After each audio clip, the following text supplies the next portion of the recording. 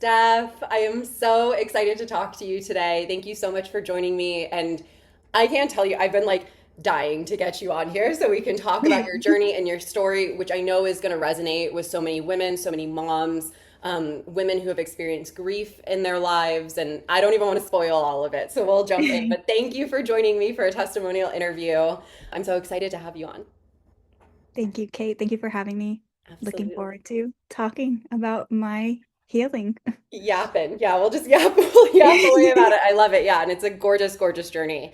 Why don't you start off by just sharing a little bit about who you are and, qualifying yourself, so to speak, to some of the women who might resonate with your background? I'm Stephanie. I am a solo mom. I am a widow, and now I am starting my journey into Montessori education for elementary school students.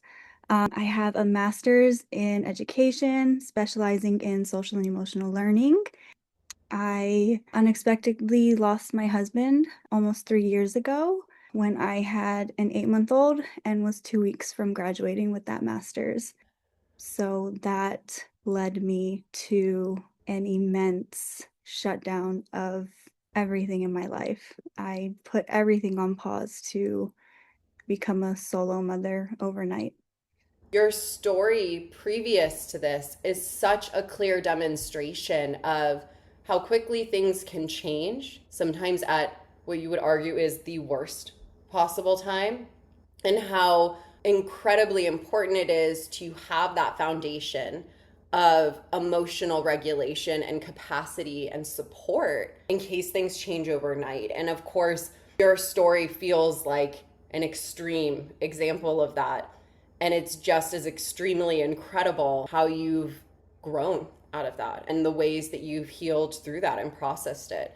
So, why don't you talk a little bit about, because you touched on it, where you were before you started this program and this work? And what I mean by where you were is what was drawing your attention to the fact that, hey, something is up here and I might need some support for my emotional, mental, or physical health? Well, I think the biggest thing for me was I had just finished this program. I just wrote a whole thesis on social and emotional learning. The master's Social, program. yes, in Yeah, my yeah, yeah. master's program. So there was the self-awareness and self-management and those main topics in my thesis and in my program. And I was like, why can I not apply this to my life? I learned this and I know this, and I have all these tools about mindfulness, meditation, and managing emotions. I was like, why can I not do it myself if I have this master's of knowledge Yeah. on the topic? And so I was like, there has to be something wrong, and I need to figure out what it is because I don't get to pause. Life doesn't stop Mm. on your hardest day. And even if I want to stay in bed all day and not do anything, I have an infant daughter relying on me to do all the things. And so I didn't want to be just so drained and depleted and shut down all the time because I had to show up for her, even if I didn't want to show up for myself. That is so key. We talk a lot about our inspiration for this work, and before we can reach a place where we really feel deserving and worthy of this work for ourselves, it is often our loved ones or your dreams and goals for ourselves that propel us forward. And to me, such a powerful one is modeling regulation for your child, right? Even if women watching this can't necessarily relate to the experience of losing their partner, right? I'm sure plenty can resonate with the experience of mothering a child and not feeling they have ample support, whether they are a single mother or just in a dynamic where a lot of that child care falls on them. And what you're speaking to is to me this beautiful symbiotic relationship where your daughter held you into doing this work for her, and now you're helping her to do this work by having that foundation, right? And you guys are building off of one another, and what a gorgeous gift to give a child as a parent, right? Your daughter was an inspiration to take the plunge, despite some of the fears that I'm sure you had in joining a program and all of that. Why don't you share with me a little bit about your experience coming into the program and some of the things that you enjoyed, some of the things that maybe felt nerve-wracking that you overcame? What drew me in was leaning into the anger of how I had been feeling. I think in the first part of the first year of my grief, it was that shutdown and that delusion, feeling that deep sadness for everything that I lost. Losing my husband, losing my home, losing everything that felt like a safe place for me to land was gone. After that first year, I was angry. I was angry at the universe. I was angry at the world. I was angry looking around the world and seeing what did I do wrong to be the one that's in this situation, because nobody else in my life was in what I was going through. So I felt very alone. And so coming into this program, I was able to see that even if there weren't people going through exactly what I was going through, there were people who understood how I was feeling.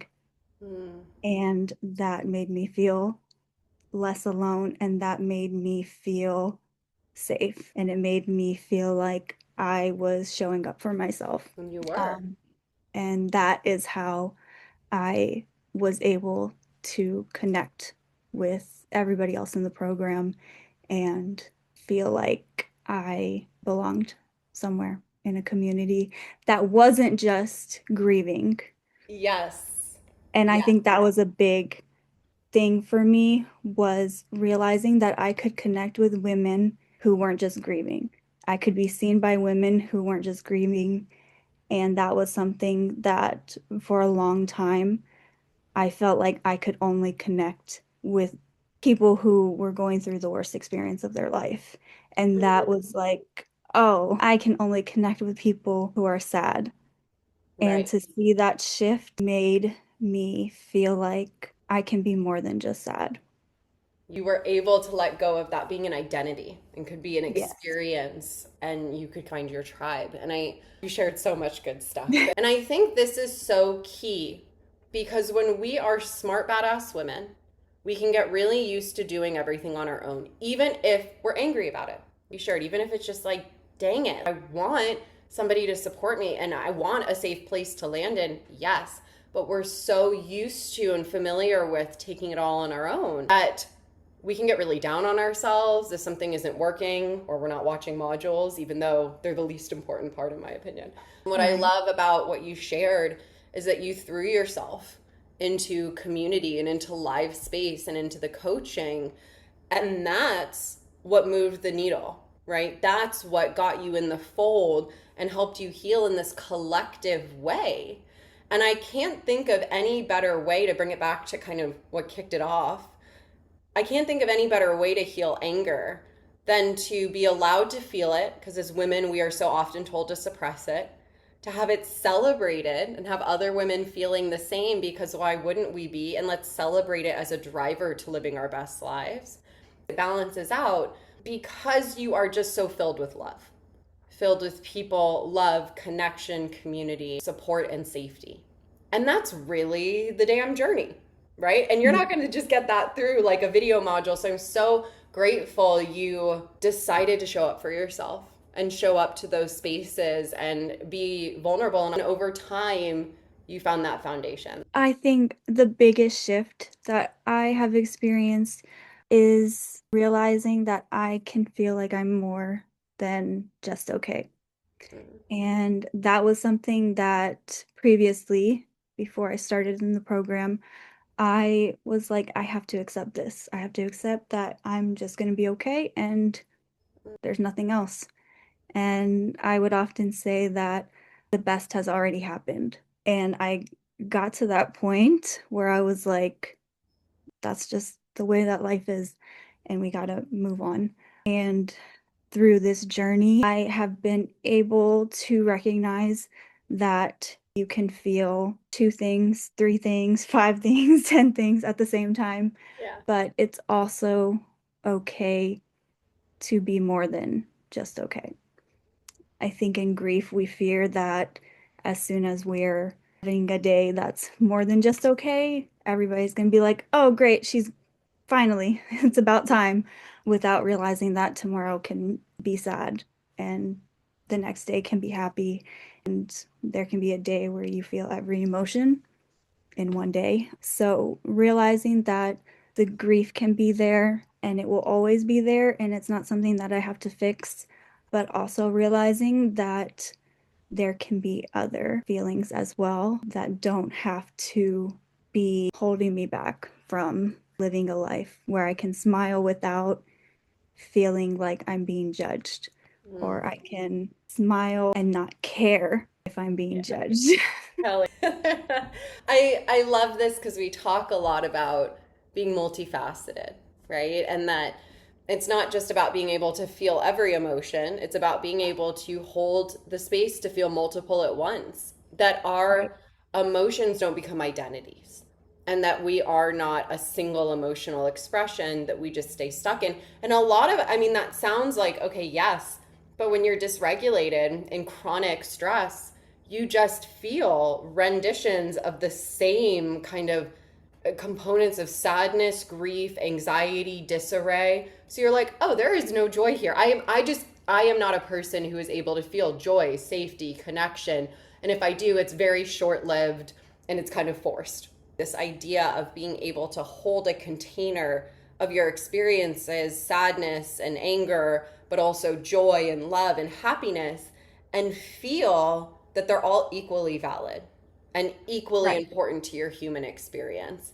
And that's a gift because it's so easy for us to get laser focused into pain and discomfort. So, what are some of the shifts that you've seen in your life? I know you're starting a new role. I know you're making a move. There are some big ones. So let me celebrate you a little bit. Think I've been able to make space for my emotions and realize that that's not a bad thing. I've been able to feel my emotions and use the tools that I've learned to not suppress them anymore. I think the more regulated I become, the more I have the capacity to do the things that I want to do. I remember moved 2.5 years ago, and I had so much stuff in storage. I had so much, I couldn't sit at my desk. I had clothes I didn't want to put away. And I Mm-hmm. had this shift where I was like, I want to put my laundry away. I want to organize my space. Yeah. I want to hang up art on the wall. And that made me feel so much better. And that was something that for 2.5 years, I just was like, I don't have the capacity to do it, so it doesn't matter. The work that I've done in this program, in my master's, coming to this moment, this is what all of that has been for. This Mm-hmm. is what Stephanie is meant to do. Oh. And that is something that I just didn't imagine that I would come to, that I would actually find something where I'm like, this is what I'm meant to do. This is going to work out. I Mm. am successful because I Yeah. manifested this for myself. Mhm. And Yes, you I was like, did. how did I ever doubt myself? I can be the guide that children need Yes, so they can learn how to be in this world. absolutely. And be in this world open and authentic. Yeah. That's huge. So, last question. If you were talking to somebody who is considering joining this program and doing this nervous system work, which is it's no joke, but it can be life-changing, what would you share in a couple sentences? I would say don't be afraid Mhm. to meet yourself because she is exactly who you need in your life. That's it. I mean, that's it in a nutshell, right? We come back to who we always were. We don't go back to normal. We just get more connected into this better version of ourselves that will never put us in that place again of just feeling so disconnected, overwhelmed, and dysregulated. And it has been a gift to watch you find yourself again, find yourself in new ways, and just see you shine as a leader in this space and in community. So thank you so much, Steph, for joining me today. It was so Thank lovely to you. talk through your story. And of course, we'll be catching up soon. Thank you.